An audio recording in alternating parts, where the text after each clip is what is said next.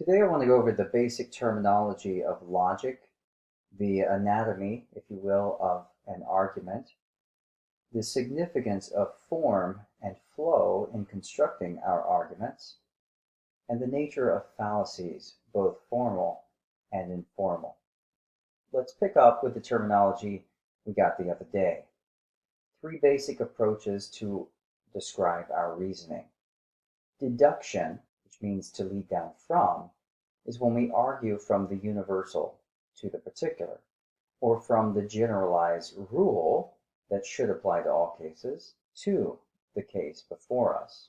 All men are mortal. Socrates is a man. Therefore, Socrates is mortal.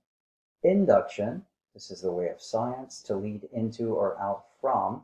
We start with our particular observations and begin to theorize based on those particular cases.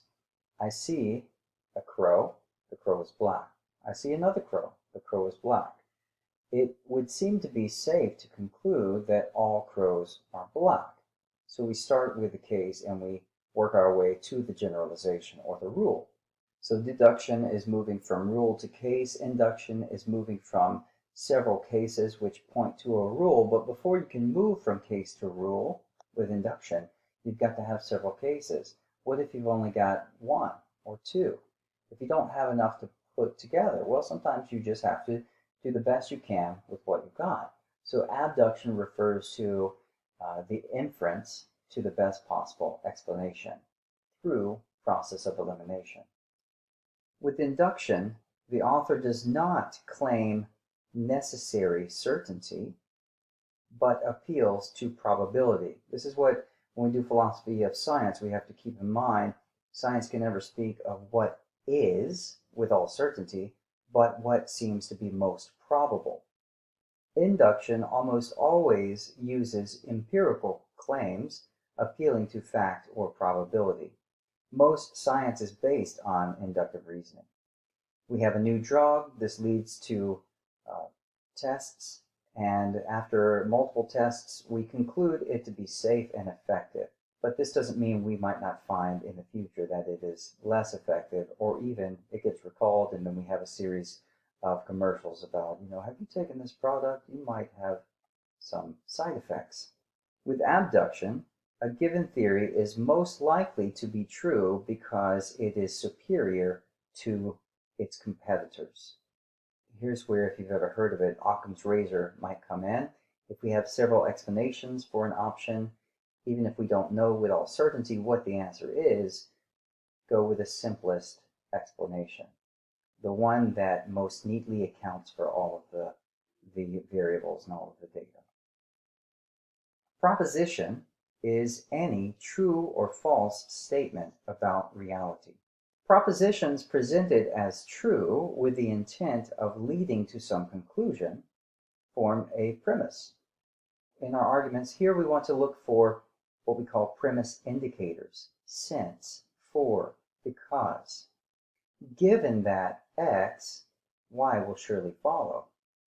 It is very important in logic to always bear in mind that an assertion is not an argument. We see this all the time in politics. I have a right to X. Well, just because you say so?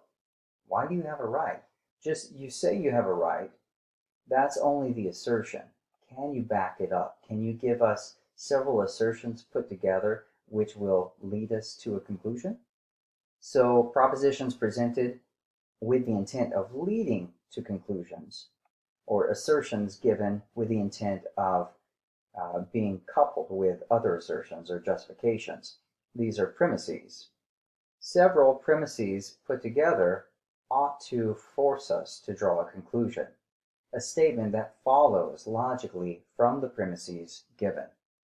Here we might look for conclusion indicators like so, or therefore, consequently, or hence, this must be the case.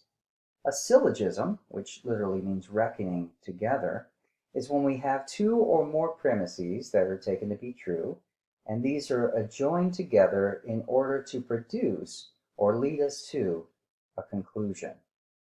When we speak of logical form, we are describing the arrangement of the terms and the premises within the argument.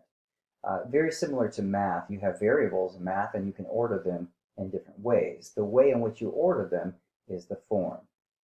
Fallacy describes any error in reasoning or appeal. It could be a flaw in the form itself or a sleight of hand involving the rhetoric. An argument can be valid or invalid. A valid argument is an argument in which it is impossible for the premises to be true and the conclusion to be false. If, that's one of the questions we'll have to consider, if all premises are true, then the conclusion will follow necessarily. If a conclusion is valid, then the syllogism is guaranteed. Invalid means the conclusion fails to follow from the premises. For example, if I have false premises, I will have an invalid conclusion. All crows are black. This bird is black, therefore this bird is a crow.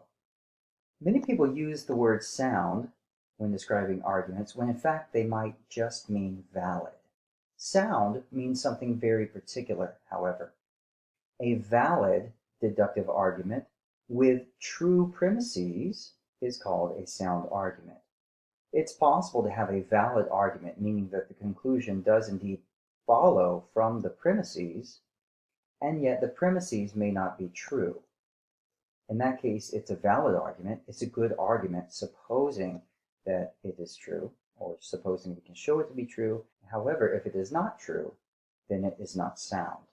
So we can test for truth by asking, does it match up with reality? And we test for validity, asking, does the conclusion follow from the premises? Arguments can be strong or weak. A strong argument is an inductive argument that seems to be highly probable or highly plausible. Now notice when we say that something is valid or invalid, we are describing the deductive arguments. When we say that something is strong or weak, we're describing the inductive arguments. When an inductive argument seems highly probable or highly plausible, it's strong. When an inductive argument may follow, but it lacks a high degree of probability, it is a weak argument. Cogent is a term used to describe a strong argument with true premises. So a sound argument means that that is a valid argument and everything is true. A cogent argument means not only is it strong, but the premises are true. A fallacy is an error in reasoning or a bad argument, and these can be formal or informal. We'll get to that later. You can also have an explicit or an implicit argument. Explicit is what we want. We want to be as clear as possible in our language. The depth of ideas can be difficult enough. There's no need to complicate it further by making our listeners stumble over our language. So we want to articulate our premises as clearly as possible and draw out a clearly articulated conclusion, but this doesn't mean that we will never encounter implicit arguments. When we do, it can be messy. It can require a lot of work on our part to dig out what the speaker is trying to say, but we will encounter them, so it's worth thinking about. Consider the following statement. Circumstantial evidence can be very strong, as when you find a trout in the milk. Well, what does that mean? Well, prior to the 1930s, milk was dispensed primarily from traveling milkmen. And so there is a lingering question, is it really 100% milk that is being brought to my door? Here there's actually an assumption as well as the implication. The assumption is that the readers or listeners are actually aware of this fact. The implication is, well, trouts only live in water. This milk has a trout in it, therefore this milk has water in it. That's a messy example, but the only way that we can draw out the argument is, one, to have some knowledge which the speaker has and assumes we have, and second, to actually know where he's trying to go or where she's trying to go when he or she says something like this. Let's look at the parts of argumentation. There are different parts that you can put together to form your arguments, but these are some of the most common that show up in logic and language. First of all, we speak in conditionals.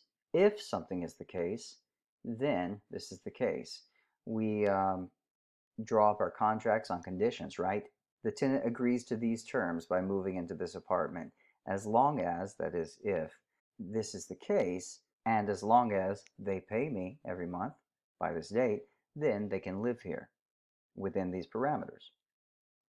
So in our arguing, we say, if this is the case, then this is the case. This is only an assertion or a premise. It's not an argument. A conjunction, when we conjoin things, we are adding them together. So a conjunction is when we say P and Q, for example. This would mean that we are asserting P is true and Q is true. It might be the case that one is true but not both. This is called a disjunction, P or Q. And then we come across this a lot, negation. To assert P is to say that P exists or P is the case. To assert not P, which in logic is often written with a tilde, not P either means that P doesn't exist or P is not the case. Because many of our arguments are built around the conditionals, if P is the case, then Q is the case, mastering the conditional can carry you far in basic logic. With our conditionals, P is the antecedent, that which comes before, and Q is the consequent, or that which is the consequence of that which comes after. The conditional is really helpful to understand the significance of form and flow, which is essential for avoiding formal fallacies. So there are several argument forms to be familiar with, but the two most important for you to memorize are the modus ponens and the modus tollens. To understand these, you need to go ahead and memorize the symbolic representation of if P then Q. It's written P arrow Q. If P is true, then Q is true. Remember, when we come to arguments, an assertion is not an argument. Many times you will encounter someone who is full of assertions but has no justifications. So they'll assert something is true and then expect you to prove them wrong. Well, there's a basic rule to remember for this. He or she who makes the claim bears the burden of proof. You don't have to do their homework for them. If they assert it as true, make them show you the premises that should lead you to a certain conclusion. To know whether or not the conclusion follows, you need to understand some things about form and flow. So first of all, let's make sure we understand our conditional. If P, then Q. This means that if P is the case, if P is true, then Q is true. Q necessarily follows. So in arguing for the conditional, if P is true, then Q is true, you can either prove P in order to show that Q is the case, or you can show that Q is false in order to conclude that P is also likely false. The first is called the modus ponens. Here we are saying if P is true, then Q is true. P is true, so Q is true. For example, if it just rained outside, then the ground will be wet. It did just rain outside, therefore the ground will be wet. With the modus tollens, we begin the same, but instead of arguing that P is true, we argue that Q is not true, and so we conclude that this casts doubt on P. If it just rained outside, the ground will be wet. Well, the ground is not wet, so it probably didn't rain. Now, to understand flow and formal fallacy, it will be helpful if you picture scales as you did in math class, where you have kind of a neutral position, you move in a positive direction, you move in a negative direction.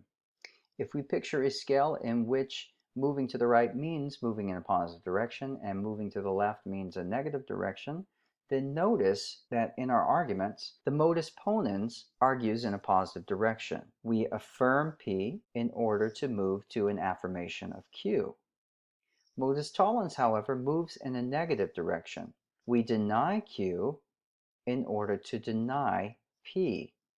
Now, I'll come back to this in a moment, but understanding the flow is essential. What we're not doing is denying P in order to deny Q. We're not affirming Q in order to affirm P. So if we are arguing in the affirmative, then we are flowing in a positive direction. We're moving to the right.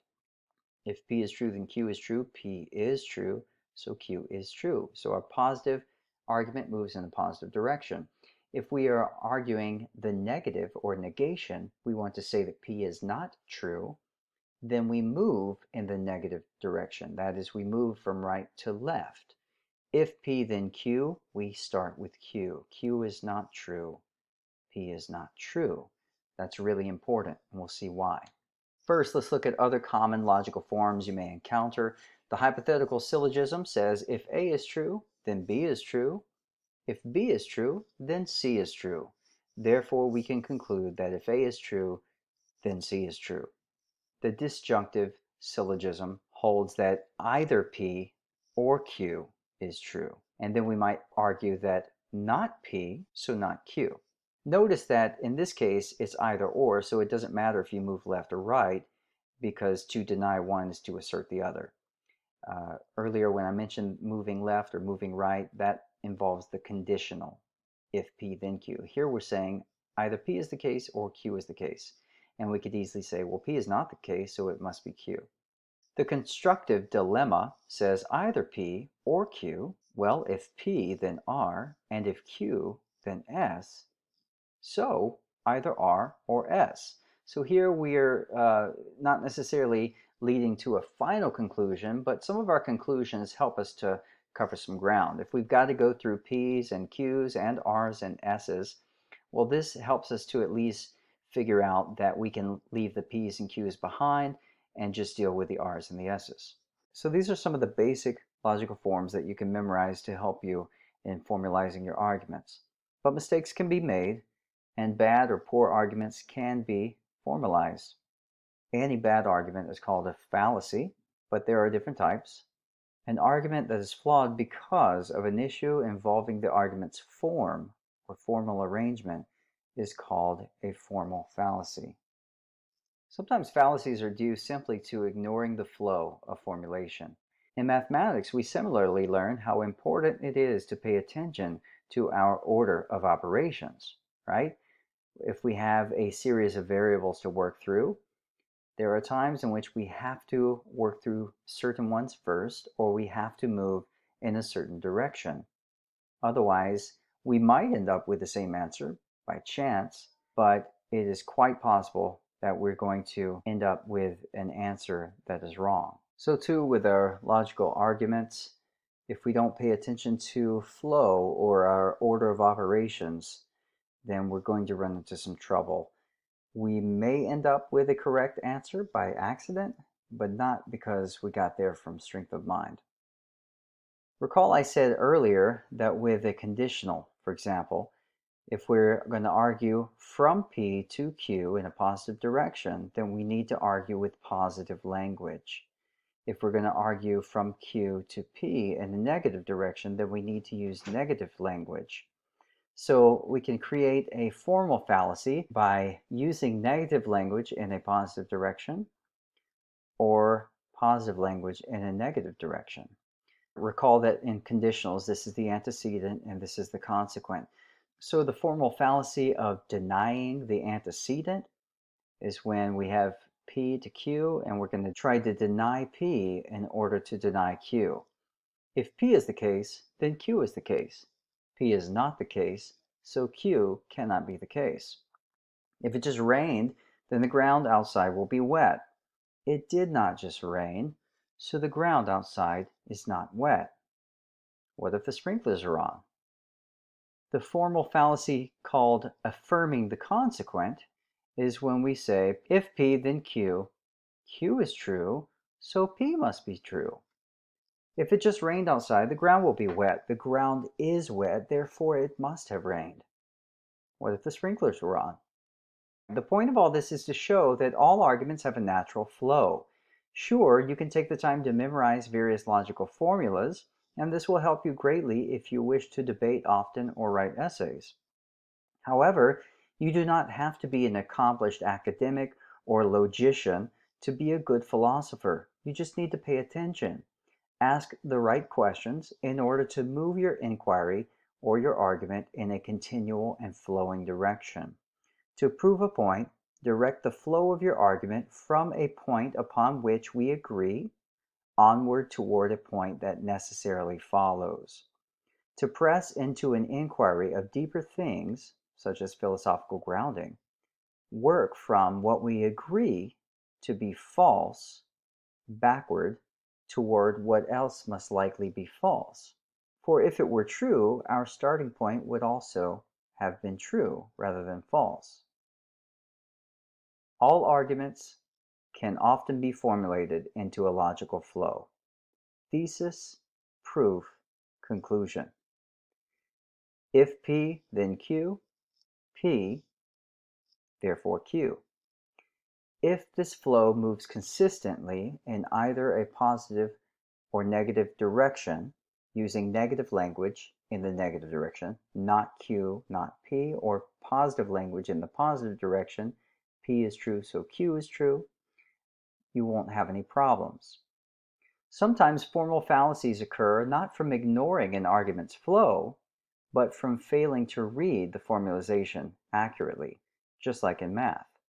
If nothing else, as a philosopher, minimally, you need to become very familiar with the modus ponens and the modus tollens and understand the formal fallacies of denying the antecedent or affirming the consequent. But here are some other formal fallacies that you might encounter and it might be helpful to know. A or B is true. B is true, therefore not A. If we know that either A is true or B is true, then we are safe to conclude that if we know that one of them is true, the other is false. However, sometimes we may not know for certain that it is an either-or situation. We know that A or B has to be true, but we may not know that it has to be that either A is true or B is true. In this case, if we say A is true or B is true, at least B is true, we're not safe to conclude that A is not true. Just because we know one of these two things is true, it does not follow that what we do not know must therefore be false. The fallacy of denying the conjunct happens when we argue it's not the case that A and B are both true. And it's not the case that B is true. Therefore, it must be the case that A is true. In this case, not A and B is misread as either A or B. The fact that both cannot be true does not mean that both cannot be false. The fallacy of undistributed middle works like this. All A are B, C is a B, so C must also be an A. For example, all zebras are mammals. Well, a rabbit is a mammal, so all rabbits are zebras. This is misread as all B are A. But to say that all of class A are of class B is not the same as saying that all of B must belong to class A. Again, there are many formal arguments and many formal fallacies. The most important for you to know, as far as I'm concerned, for becoming a better writer, thinker, and speaker, is the modus ponens, the modus tollens, and the ways that you can create formal fallacies out of those. Sometimes the argument may flow well, and the author may understand the form, and yet it may nevertheless be a problematic argument. This is called an informal fallacy, and it is the most common category of fallacies. And by the way, these are all over pop culture. Sometimes this still has to do with logic. Also, in many cases, it has to do with rhetoric, the way in which we are appealing. In this case, it is the content of the argument, not the form itself, that fails to support the point that the proposed conclusion is trying to make, even though the argument may sound good. It may seem convincing, but in fact be false. In some cases, this is due to ignorance or emotion, but often it comes from a sleight of hand. Very sneaky. This is the sort of sophistry Aristotle was trying to fight against. So we're just going to go through some different sorts of informal fallacies that you can make. First, there is an attack against the person. Attacking the person is called ad hominem. When you attack the character of the person, or you attack other attributes of the person, instead of dealing with their arguments, this is fallacious. And you'll see this all over political campaigns. This may also involve attacking someone's circumstance. It could be abusive. Don't listen to that redneck. He doesn't know his head from a hole in the ground. Or it could be circumstantial. Well, she's a woman. It's to her advantage to want equal pay for equal work between men and women. Here's some examples. Can we really let a shrimp like this run our great country? And one of my favorites, that's an ad hominem fallacy. Your face is an ad hominem fallacy. Tukwukwe, or the YouTube fallacy, is a subtle form of ad hominem. It attempts to dismiss the argument by attacking the character of the one advancing it, by charging them with hypocrisy or inconsistency in application. I may be a hypocrite. I may say that this is true and then not live like I believe it. But in actuality, how I live, whether or not I adhere to what I teach or practice what I preach, as they say, that's a question of ethics. Whether what I say is true, this is a question of truth. Here's an example. I told you to turn the autoclave off last night, but you didn't. Yeah, well, you forgot to turn it off 2 nights ago. That doesn't address the argument. Here are 2 other types of ad hominem that you will see, especially around political season. Guilt by association is when you reject someone's argument because that person is associated with someone else. Yeah, but she's from this group and they're a bunch of racist bigots. Poisoning the well happens a lot in political campaigns. This is when you present negative information about the person before he or she is even able to speak, so as to discredit that person's character in the minds of the audience already, so that whenever they arrive to give their arguments, you're less likely to actually listen to the merit of their arguments because you've already formed some preconceived biases concerning their lifestyle or past decisions. Here are some common fallacies from irrelevant premises. The most important one that any student of philosophy should know, and you should definitely avoid in any papers that you write, is the straw man fallacy. This is when we build a straw man or a misrepresentation of someone's view because it is easier to burn down or knock over than the actual view. Got several for you here. Stop making horses do what they don't want to do, so we should just let them roam free to die in the wild? Is that what she said? You should really stop making strawman arguments. Oh, well, I guess we should just not have arguments at all. Given my contributions to this paper, I think that I deserve to share credit with the first author. So fame is more important to you than science, huh? That's sad. I didn't say that. Oh, so I'm senile too. The energetic, muscular, and colorful toucan was completely misrepresented by one of the artists. Later on, he showed the audience his painting and criticized how dull and lifeless the toucan had looked. They're flat earthers. They don't believe in science. They don't believe in change. If only these creationists had a brain. As we'll see when we get to philosophy of religion, there's actually several positions concerning the origins of the earth. And to suppose that just because you believe a creator is necessary, that you must therefore believe that the earth is false or that science is bad, is fallacious. Ad Populum.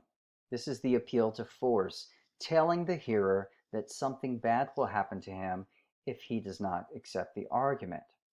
Now, this may not happen too much in more civilized debate, but it does happen in pop culture when you influence perspectives by putting peer pressure on someone, threatening with decrease in popularity or public shaming people because of their view.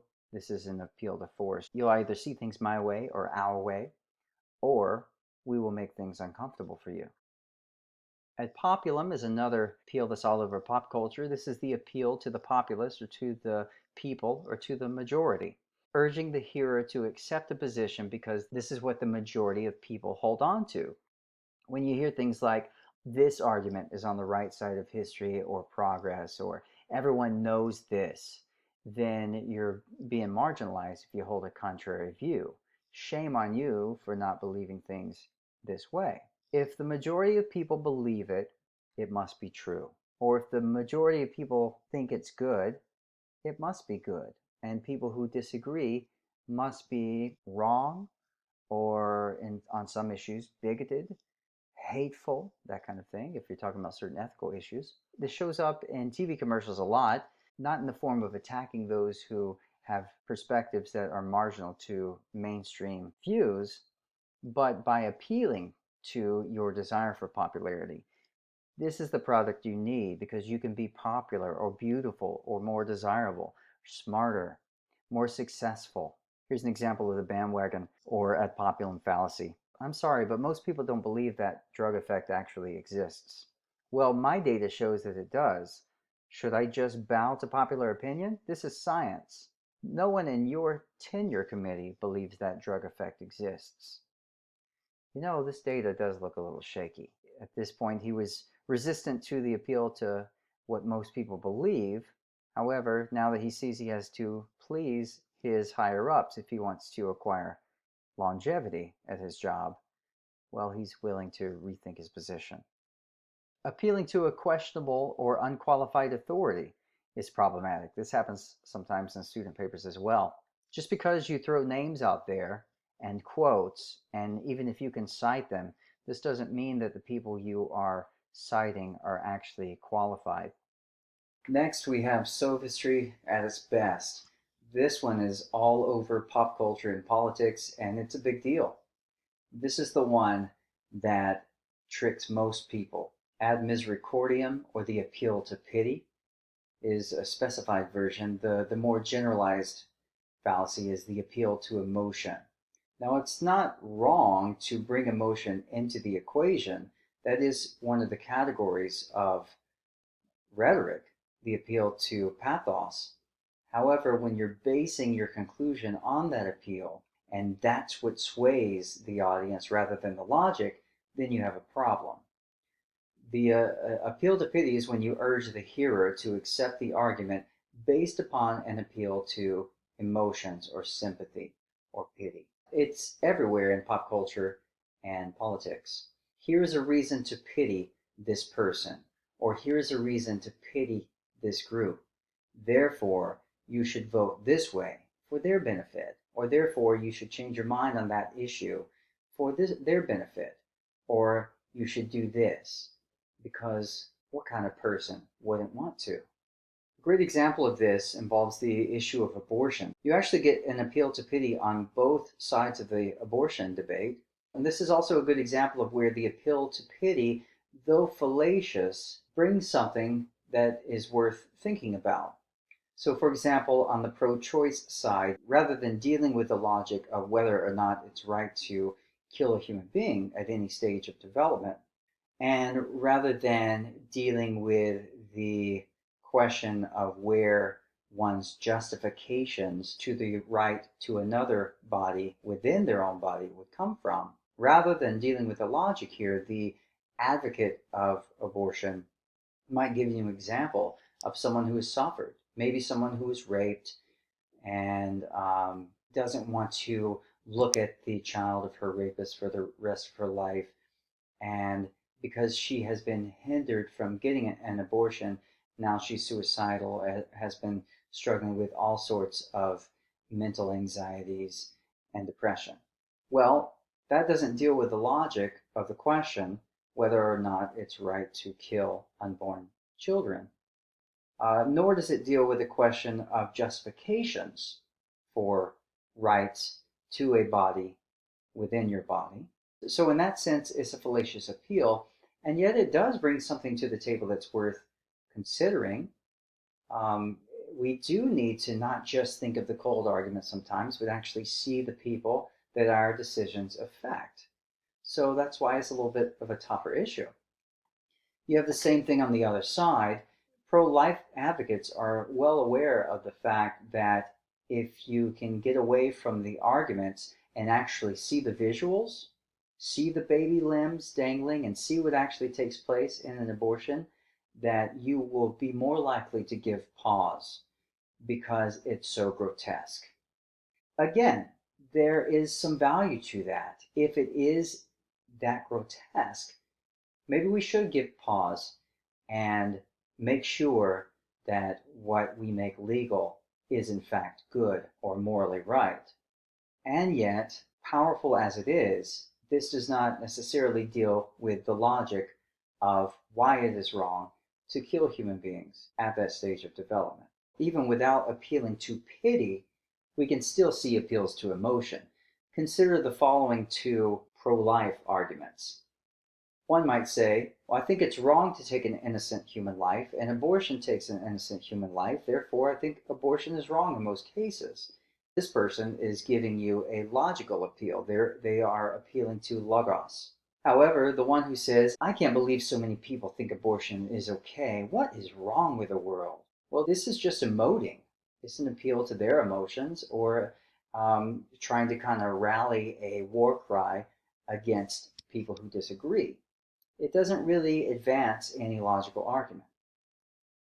Ad ignorantium, or the appeal to ignorance, is the fallacy of arguing that because something has not been proven true, therefore it must be false. Or because there's no reason to think it's the case, therefore it's highly unlikely that it is. Because Y has not been proven false, it must be true.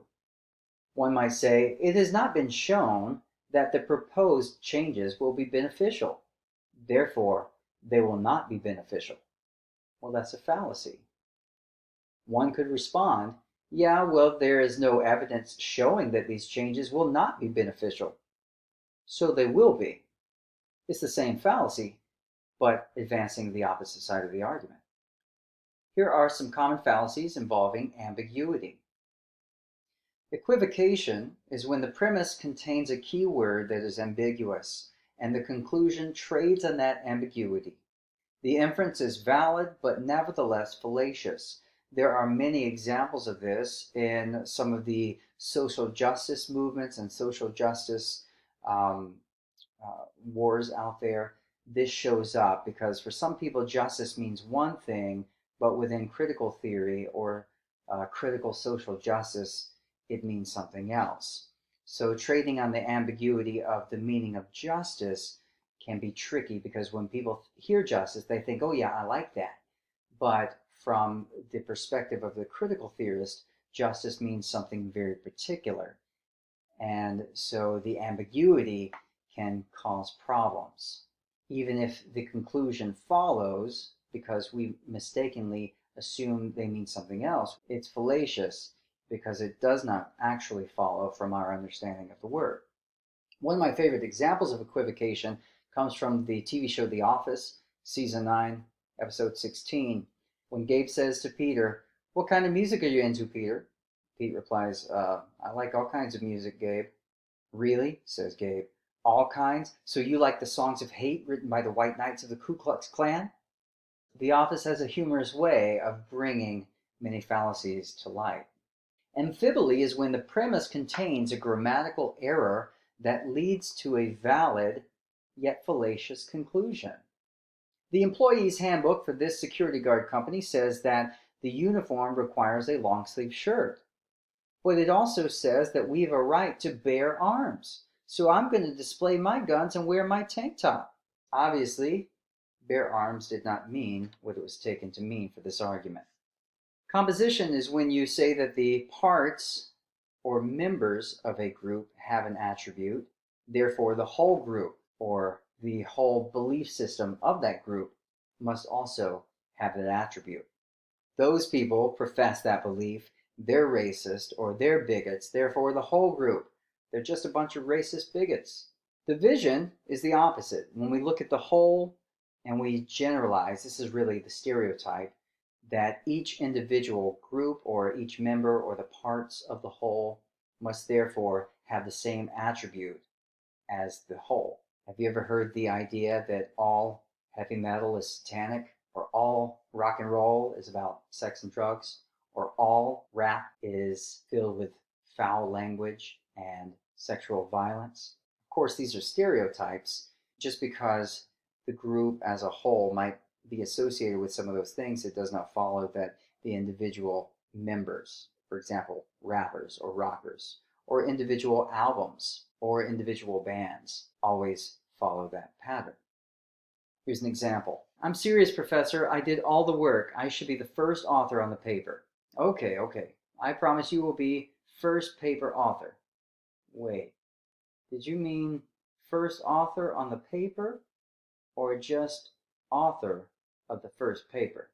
These are some common arguments involving an unwarranted assumption. We can appeal to tradition. When you try to get someone to accept something because it has always been done that way or believed for a long time, this is fallacious, unless there is a reason to justify having always done it that way and to continue in the tradition.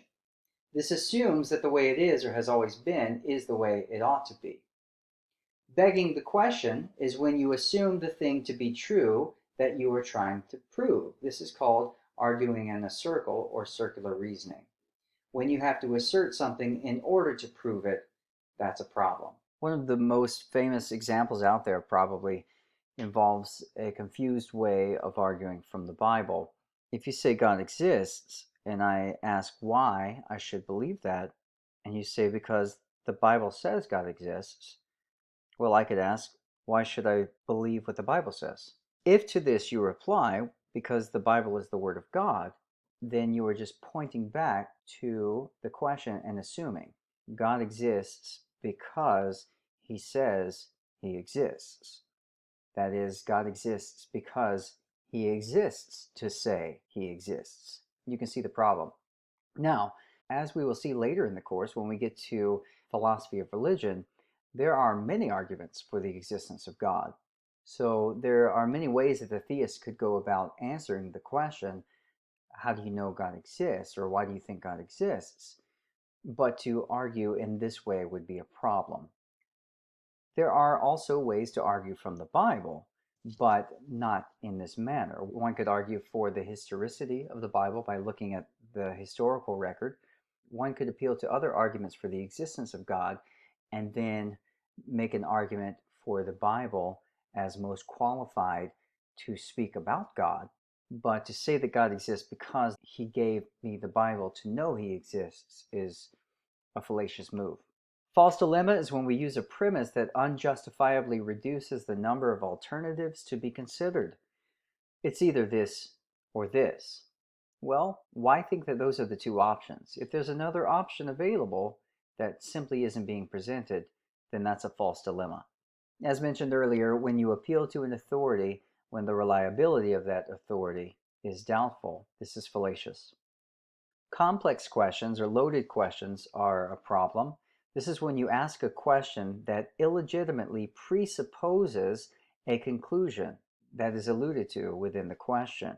If your question has questions within it, to answer the question implies other things that you do not mean to imply. Hey, where did you misplace my pipette? What? I didn't misplace it anywhere. Oh, so you're still using it without asking? Fallacies of cause and effect, or post hoc ergo propter hoc. That, therefore, this. The genetic fallacy is a big problem, especially in ethics and philosophy of religion. Attempting to endorse or disqualify a claim because of the origin or irrelevant history of the claim. Well, you just believe in God because you were born in the South. If you had been born somewhere else, you wouldn't.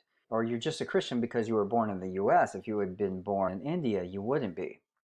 This is fallacious because it doesn't follow that you are what you are simply because of where you come from. There may be some truth to this, that we do get many of our ideas from the culture. We get our impression about the world from our upbringing.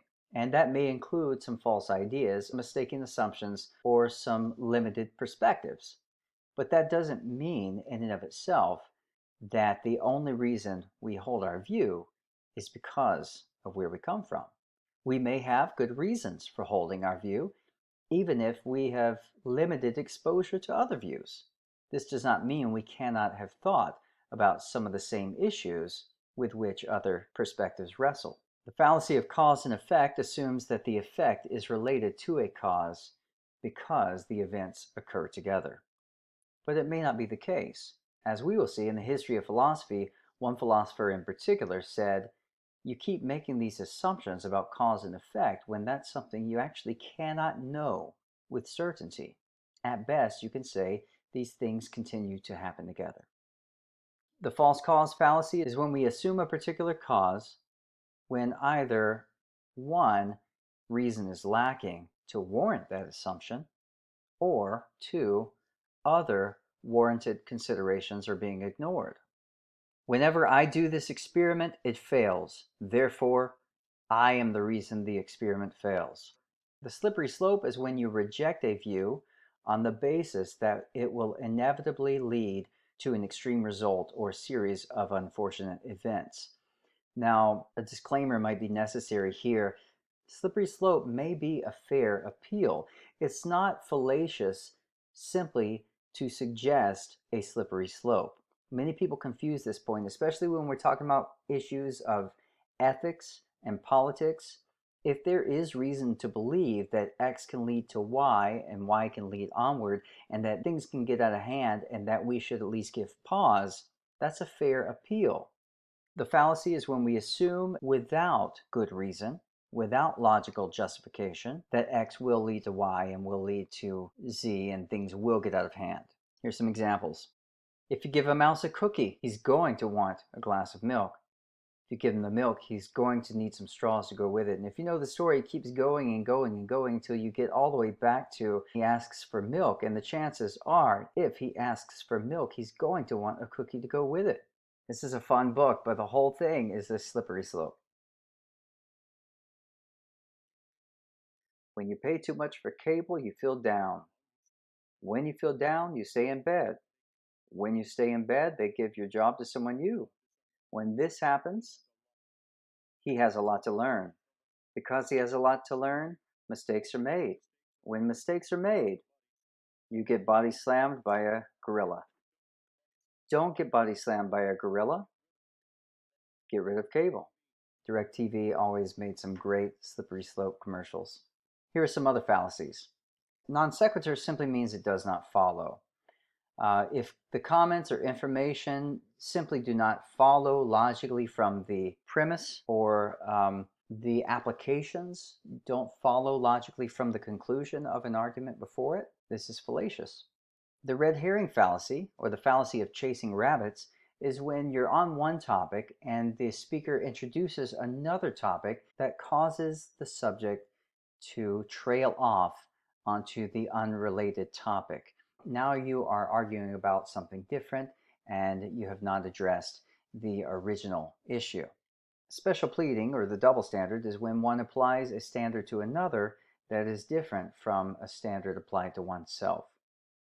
Category mistake is when we attribute a property to something that could not possibly have that property. For example, attributing facts of one kind to another kind, or attributing to one category that which can only be properly attributed to a different category.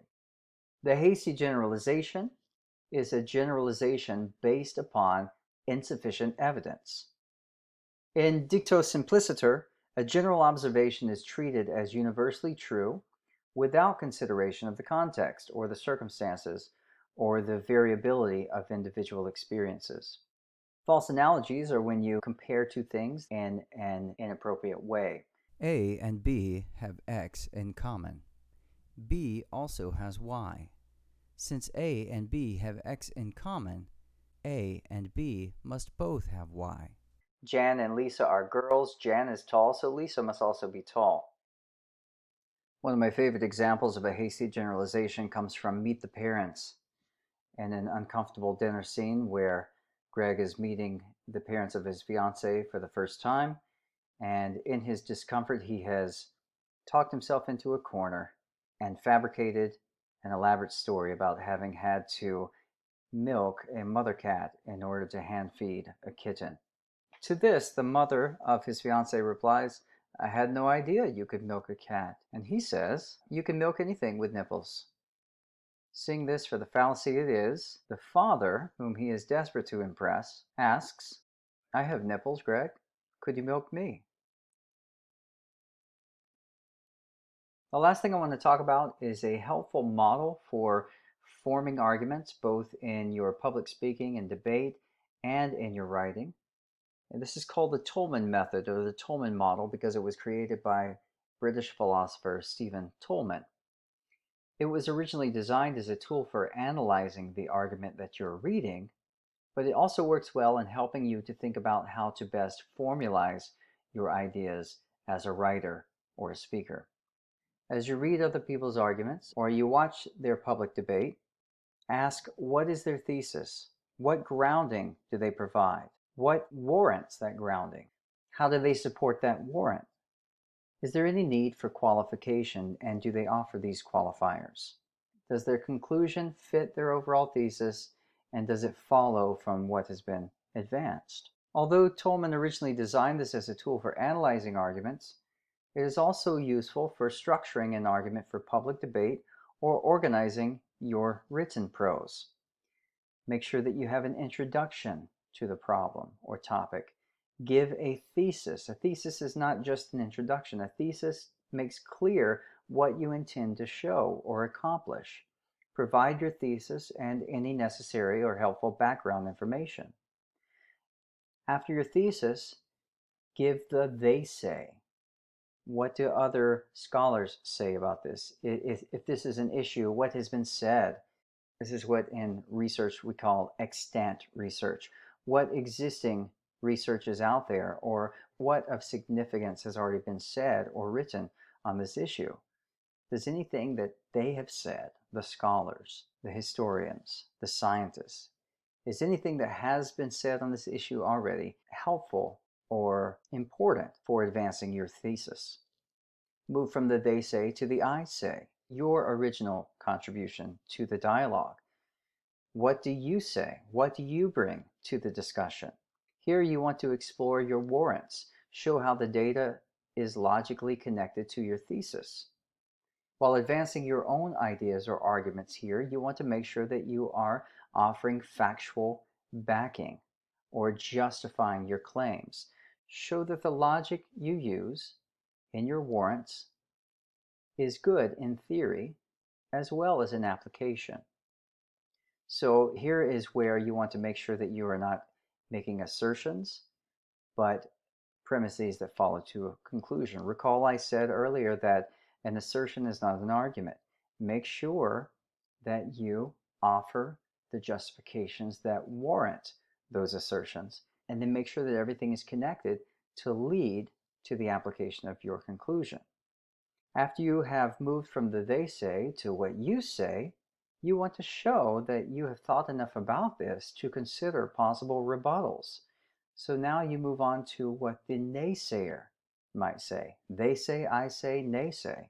Here you want to consider any possible counter-arguments that might cause problems for what you've said. Is the argument that you've advanced so amazing that everyone would just take it and not push back with any counter-argument or rebuttal? If you can think of any possible weaknesses in your argument that the critic might press into, or if you don't see a weakness in your argument, if you can think of any aspects of the issue with which your critic may take issue, then you want to show the reader that you have thought long and hard enough about these things to consider possible counter-arguments. After you have given a thesis of what you hope to accomplish here, you've explored what of significance has already been said in the field. You've moved from that to offer your voice as advancing a unique position to the field. You've explored the warrants for your arguments, and you've looked at the justifications for your assertions, and you've outlined your argument in such a way that your premises move to conclusions. Then you have provided any factual backing that's necessary. You've made sure that your logic is valid and strong. You have moved to consider possible rejoinders and critiques, and you have expected and deflected any possible counter-arguments or critiques to your ideas. And now you want to bring closure to everything that's been said. We need a conclusion that does not simply restate what was said at the beginning of your paper, but summarizes the significance of what's been said, offers some implications as to why it is important, and brings closure to your overall argument. And hopefully moves the audience to think in a new light. There is something paradoxical about the fact that to become a better writer, you need to become a better reader. And yet, to become a better reader, you need to become a better writer. So it is with language learning. To understand a language better, it's best to just get in there and practice speaking it. Yet, to practice speaking it, you have to have some understanding of the language. And so it is with logic and arguments. To become better at understanding other people's ideas, we need to become better at building our own. To understand someone else's arguments, I need to know how to formulate my own arguments. To understand good arguments out there, I need to know how to make good arguments myself. To recognize fallacies out there, I need to realize how I might be making them. And yet, in order to do this well, I really need to find good examples. People out there who are able to articulate their ideas in good, effective, and eloquent ways. And so it is with thinking. We must be able to think in order to engage one another in thought. I must be able to grasp deep concepts in order to engage other thinkers about deep concepts. And yet, it is that dialectical engagement with other thinkers which best prepares me to think more deeply. Iron sharpens iron. Because of the paradoxical nature of this organic process, to be able to think more clearly and deeply, to formulate and organize our ideas into arguments, to express those ideas and arguments through written and spoken language, and to be prepared for pushback amidst the dialectical process. Because logic and language, and in many ways knowledge, are dialectical, we must be ever ready to examine our own ideas, to examine the ideas of others, and to examine the language which we use to express our ideas. This is the business of logic.